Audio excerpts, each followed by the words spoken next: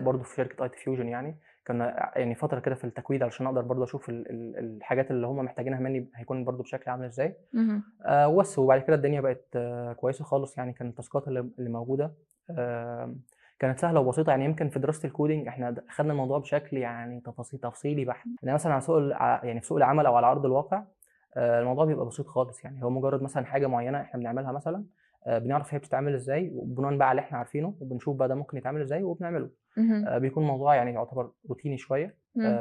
بنعمل نفس الحاجة تقريبًا. بس اشتغلنا على كذا project في شركة IT Fusion. كان الوقت اللي أنا كنت فيه كان هُم بيعملوا system جديد للinpatient، يعني بيسجلوا كل المستشفيات تقريبًا الموجودة أو المتعاقدين هُم مع شركات التأمين المتعاقدة مع شركة IT Fusion. فكانوا بيعملوا system للinpatient. كنا إحنا دايمًا بنحاول نضبط الdata الخاصة يعني بالمستشفيات ديّة، بحيث إن هي تكون قابلة إن هي تخش في الdatabase